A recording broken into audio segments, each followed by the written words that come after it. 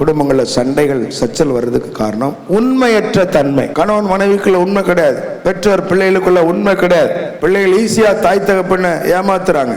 நிறைய கணவன் மனைவி ஏமாத்துற காரியங்கள், மனைவி கணவனை ஏமாத்துற காரியங்கள் நடக்குது. அது பாருங்க, சண்டை சச்சரவுல தான் முடியும். சிம்சோன் விடுகதை போட்டால் அவங்களால பதில் சொல்ல முடியல. அப்போ அவங்க சிம்சோன் மனைவியை மிரட்டுறாங்க. எங்களோடதெல்லாம் பறித்து கொள்ளவா நீங்க இப்படி எங்களை விருந்துக்கு கூப்பிட்டீங்க?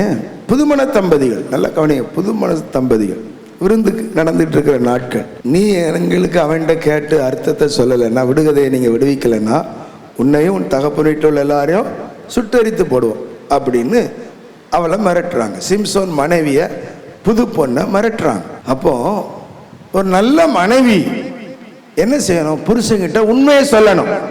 மனைவி என்ன செய்யணும்? புருஷன்கிட்ட உண்மை சொல்லணும். பிள்ளைகள் பெற்றோர்கிட்ட உண்மை சொல்லணும். புருஷன் மனைவிட்ட உண்மையை சொல்லணும். நிறைய சண்டை சச்சரவுகளுக்கு பின்னாடி பாருங்க, பொய் சொல்லி இருப்பீங்க, ஆனா நீங்க மாட்டிக்குவீங்க. என்றைக்கு என்றாலும் பொய் வெளியே வருங்க.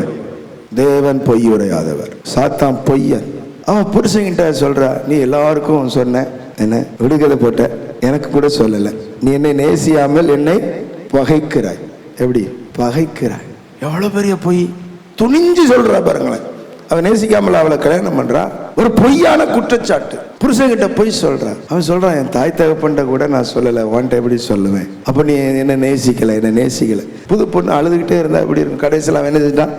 சொல்லிட்டான். பாருங்க, அவங்க அடுத்து விடுகதைய பதில சொல்லிட்டு இவங்கிட்ட கேட்டு சொல்லிட்டான். அதன் விளைவு பாருங்க, அவன் கோபம் கொண்டு புறப்பட்டு தன் தகப்பன் வீட்டுக்கு போய்விட்டான்னு 19 வசனத்துல கோபம் வந்து அவளை விட்டு போறான். திரும்ப தேடி வாரான், ஆனா அதுக்குள்ள அவ போயிட்டான்.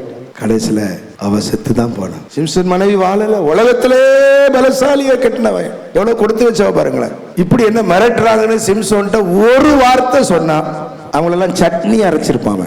பாருங்க, குடும்பங்கள்ல நிறைய சண்டை சச்சரவு காரணம் உண்மையற்ற தன்மை. பண விஷயத்துல பொய் சொல்றது, கண்டவங்களுக்கும் கொடுக்கறது. அப்புறம் மனைவி கேட்டா பொய். சில மனைவிமார் அவங்க இஷ்டத்துக்கு செலவு பண்ணிடுவாங்க. புருஷன் கனவு கேட்டா பொய். அந்த குடும்பத்தில் எங்க சமாதானம் இருக்கும்? எப்படி ஒரு மனம் இருக்கும்? குடும்பத்தில் உண்மை பேசுங்க, சமாதானம் இருக்கும். ஏன் பொய் சொல்றோம்? ஏன் மறைக்கிறோம்? கர்த்தருடைய பிள்ளைகள் பொய் இல்லாம வாழணும். ஏன்னா நம்ம ஆராதிக்கிற தேவன் உண்மையுள்ளவர். அல்லேலூயா. குடும்பத்துல பொய் வேண்டாம். உண்மையா இருப்போமே, சமாதானம் இருக்கும்.